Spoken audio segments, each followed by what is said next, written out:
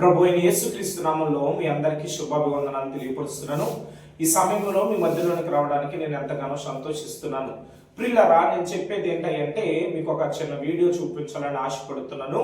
ఆ వీడియో చూపించబోయే ముందు కొన్ని సంగతులు మీతో చెప్పాలని ఆశపడుతున్నాను. ప్రియులారా, మనం చూసినట్లయితే అనంతపురం కోర్ట్ రోడ్లో ఉండే గాస్పల్ చర్చ్ మెంబర్స్, విశ్వాసులు, దైవ సేవకులు కొంతమంది వ్యాన్ వేసుకుని వెళుతున్న సమయంలో కొంతమంది మతోన్మాదులు ఆ వ్యాన్ మీద తిరగబడి అద్దాలు పగలగొట్టేసి ఆ బస్ చుట్టూరు ఉన్నటువంటి అద్దాలన్నీ పగలగొట్టేసి చిత్రవదన చేస్తుంటే దైవ సేవకులు, విశ్వాసులు అక్కడే నిలబడి మనం ఉండడం చూస్తున్నాం. ప్రియులరా, ఇవన్నీ ఎందుకు జరుగుతున్నాయి అంటే మనుషుల మధ్య ప్రేమ, ఆప్యాయత, అనురాగాలు కరువైపోతున్నాయి.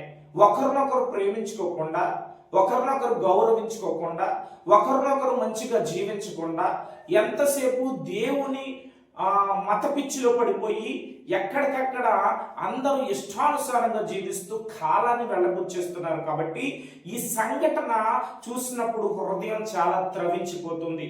ఏమండి, దేవుని యొక్క సువార్త చెప్పడానికి, దేవుని యొక్క వాక్యాన్ని బోధించడానికి వారు వెళ్ళి దేవుని యొక్క సువార్తను బోధిస్తాం అనుకునే సమయంలో ఈ మతోన్మాదులు చాలా మంది వచ్చి ఆ వ్యాను చుట్టూరు గుమ్ముగూడి కర్రలతో దాడి చేయడం మనం చూస్తున్నాం. ఎంత దౌర్భాగ్యమైన సంఘటన అంటే, ఎటు వెళ్ళిపోతుంది మన దేశం, ఏమైపోతుంది మన దేశం.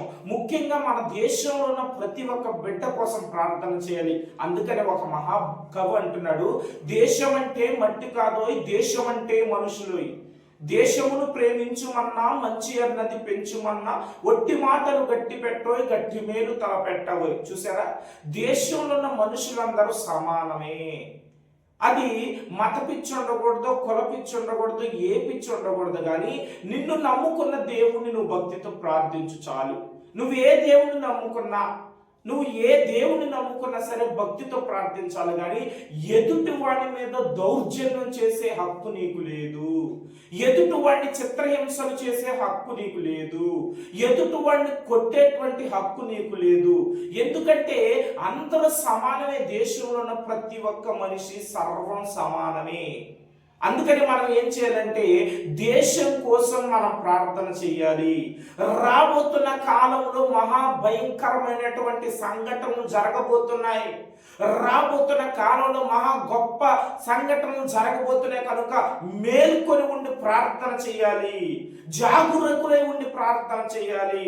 ఏమంటే బంగ్లాదేశంలో చల్లా చెదురైపోతున్నటువంటి హింసాకాండల కోసం, వారి కోసం ప్రార్థన చేయాలి. మనం చూసినట్లయితే ఒక వ్యక్తిని కాల్ చేసి చంపేయడం మనం చూస్తున్నాం. చూసారా, ఈ ప్రపంచంలో చాలా భయంకరమైనటువంటి విపత్తులు జరుగుతున్నాయి. కాబట్టి ఈ వీడియో చూస్తే మీ హృదయం కూడా ద్రవించిపోతుంది. ఏమండి, మన దేశంలో మన రాజ్యాంగం ప్రకారం దేవుని యొక్క సువార్తను బోధించే హక్కు, తన సొంత దేవుని ప్రార్థన చేసుకుని దైవ చిత్తాన్ని ప్రజలకు చెప్పే హక్కు ఎవరికన్నా ఉంది.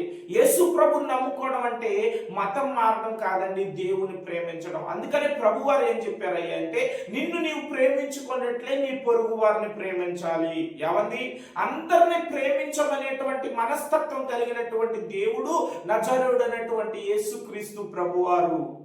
ఆయన ప్రేమించడంలో తప్పు లేదండి. ఆయన ప్రేమించమన్నాడు, కొట్టమల్లా. ఏ దేవుళ్ళు కానీ, ఏ దేవతలు కానీ హింసాకాండ గురి చేయమని చెప్పలా.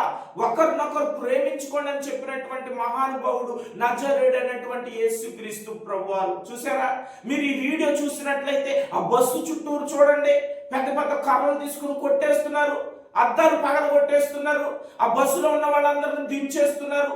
ఎంత ఘోరమైనటువంటి విపత్తు అండి. ఎలాంటి పరిస్థితుల్లో మనం ఉన్నాం, ఎటు వెళ్ళిపోతుందండి, ఏం జరగబోతుందో తెలియలేనటువంటి బిక్కుమంటూ భయపడుతున్నటువంటి పరిస్థితుల్లో మనం ఉన్నాం. కాబట్టి మనందరం, విశ్వాసులందరూ చేయవలసింది ఒకే ఒక్కటి చేయాలి, ప్రార్థన చేయాలి. ప్రార్థన చేయాలి. ఏమండి, హింసకుడు, దోషకుడు, హానికరుడైనటువంటి ఆ సౌలుని దేవుడు ఏ విధంగా అయితే పౌలుగా మార్చాడు, అప్పటి వరకు దేవుడు సువార్తను బోధించేటువంటి వ్యక్తుల్నే హింసకు గురి చేస్తూ ఉండేవాడు.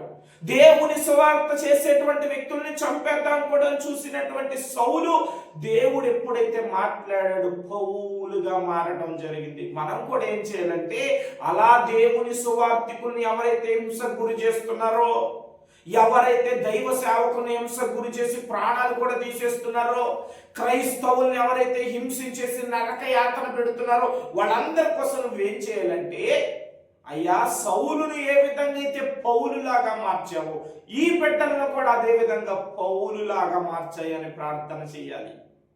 ప్రతిరోజు నువ్వు చేసేటప్పుడు క్రైస్తవ విశ్వాసుల గురించి, దేవుని నమ్ముకున్న బిడ్డల గురించి, దేవుని యొక్క వాక్యమును ఎదుగుతున్న బిడ్డల గురించి నువ్వు ప్రార్థన చేయాలి. తప్పక నీ ప్రార్థన దేవుడు వింటాడు. కనుక ఈ వీడియో మరి మీరు చూడండి. ఎంతో దౌర్భాగ్యమైనటువంటి పరిస్థితుల్లో మన విశ్వాస ప్రయాణం కొనసాగుతుంది కాబట్టి అందరి కోసం ప్రార్థన చేద్దాం. ప్రతి ఒక్కరు క్షేమంగా ఉండాలని, మన దేశాన్ని దేవుడు రక్షించాలని, మన దేశం చుట్టూ ఆయన కాపుదల భద్రత ఉంచాలని, ప్రపంచంలో హింసకు గురి అవుతున్న క్రైస్తవులందరూ దేవుని రాజ్య వారసులు కావాలని వారి కోసం ప్రార్థన చేద్దాం. వారి కుటుంబాల కోసం ప్రార్థన చేద్దాం. వారి బిడ్డల కోసం ప్రార్థన చేద్దాం. ప్రపంచంలో ప్రతి ఒక్క బిడ్డ మారాలని దేవుని సన్నిధిలో ప్రార్థన చేద్దాం. దేవుడి చిన్న మాటలు దీవించును గాక. ఆమేన్. God bless you.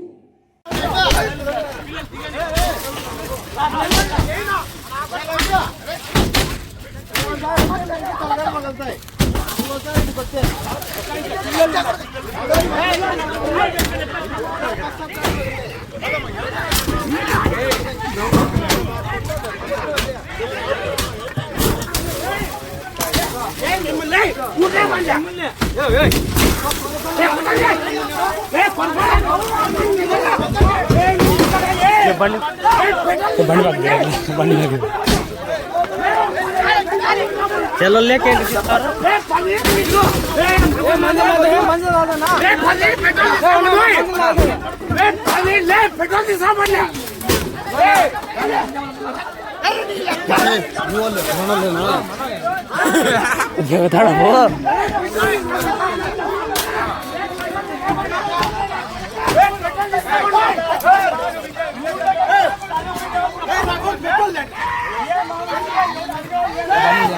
गया